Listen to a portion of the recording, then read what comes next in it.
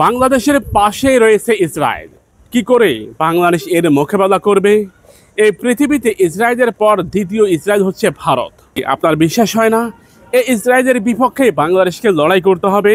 মালহামা যুদ্ধ তো মূল ইসরায়েলের বিপক্ষে হবে, কিন্তু ভারত নামক ইসরায়েলের বিপক্ষে লড়াই করবে বাংলাদেশ। কিন্তু বাংলাদেশের সামরিক সক্ষমতা একই সাথে গুপ্ত হত্যা। ভারত যা করতেছে তা ইতিহাসে এক বিরলতম ঘটনা।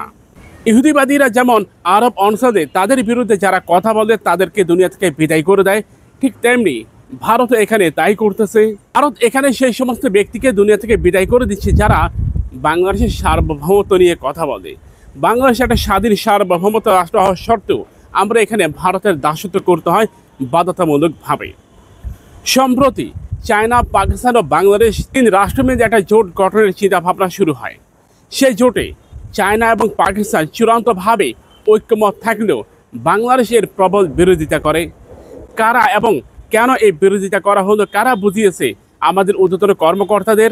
নিশ্চয়ই এর পিছনে সে ডান্ডিয়ারা রয়েছে। ডান্ডিয়ারা তো তাই করে যা বাংলাদেশ চায় না, বাংলাদেশ যা চায় ডান্ডিয়ারা তা চায় না। আমাদের পররাষ্ট্র এবং প্রতিরক্ষা মন্ত্রণালয় পুরোটাই তাদের নিয়ন্ত্রণে।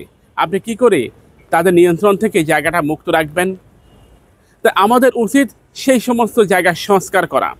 প্রিয় ভাইয়েরা, এখনো পর্যন্ত কয়েক হাজার মানুষকে দুনিয়া থেকে বিদায় করা হয়েছে। গুম এবং খুনের অন্যতম ইন্ধনদাতা কিন্তু এই ডান্ডিয়ারা। অর্থাৎ কোনো অবস্থায় আপনি আপনার সামরিক সক্ষমতা বাড়াতে পারবেন না। টাকা চান, টাকা দিব। নারী, নারী দিব, সব দিব।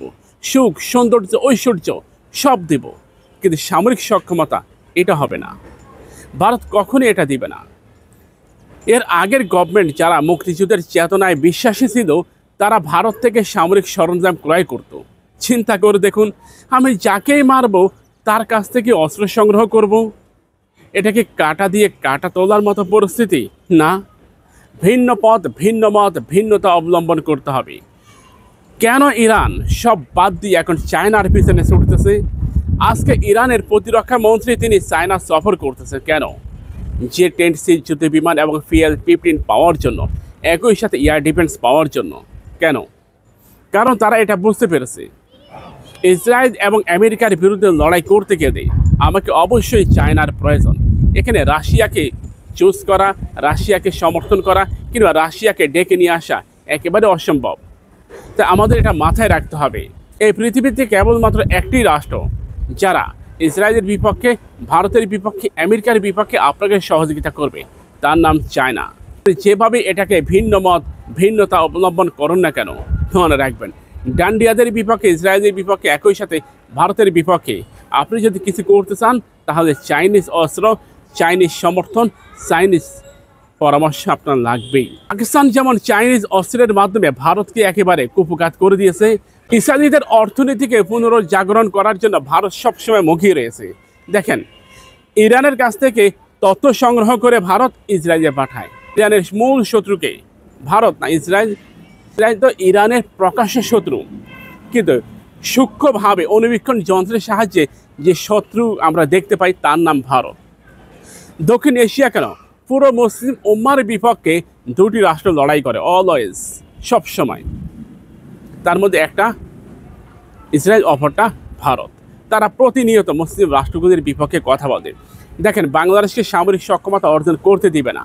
একটা নতুন জাগরণ ভারত তৈরি করছে, যেই জাগরণের নাম মুক্তিযুদ্ধের চেতনা। এখন এই মুহূর্তে আমাদের যদি একজন বীর শ্রেষ্ঠকে কবর থেকে উঠানো হতো এবং তাকে জিজ্ঞাসা করা হতো মুক্তিযুদ্ধে ভারতের অবদান কি, সে আপনার কানের নিচে দুটা দিয়ে দিবে। কারণ কি জানেন?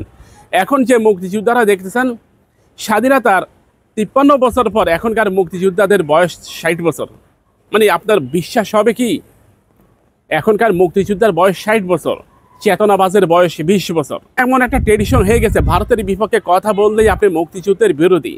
চিন্তা করে দেখুন, রাষ্ট্র আমার, মত আমার, চিন্তাধারা আমার, কথা বলবো ভারতের বিপক্ষে, তাই বলে আমি আমার রাষ্ট্রবিরোধী হয়ে গেলাম।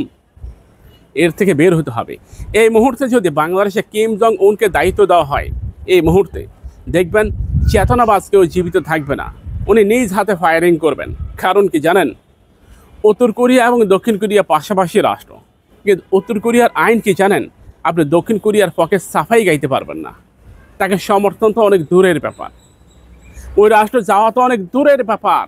সাফাই গাইতে পারবে না, কথাই বলতে পারবে না, তাদের সংস্কৃতি গ্রহণ করতে পারবে না। এই মুহূর্তে কিম জং উনকে 1 বছরের জন্য আমাদের এখানে আনা দরকার। সুশীল সমাজ পুরোপুরি ভ্যানিশ করে দেওয়া হবে। তাই মনে রাখবেন, ডান্ডিয়ারা তারা তাদের চক্রান্ত অব্যাহত রাখবে সেদিন পর্যন্ত না গাজওয়া হিন্দ যুদ্ধ হচ্ছে। আপনাকে দুনিয়া থেকে বিদায় করে দিবে। সে ইসলাম মানে না, সেই ইসলাম তার প্রয়োজন না। কিসের ইসলাম? তার কাছে প্রয়োজন ডান্ডিয়া। আমাদের চ্যানেলটিকে সাবস্ক্রাইব করুন, পাশে থাকা বেল বাটনে ক্লিক করে আমাদের সাথে যুক্ত হন।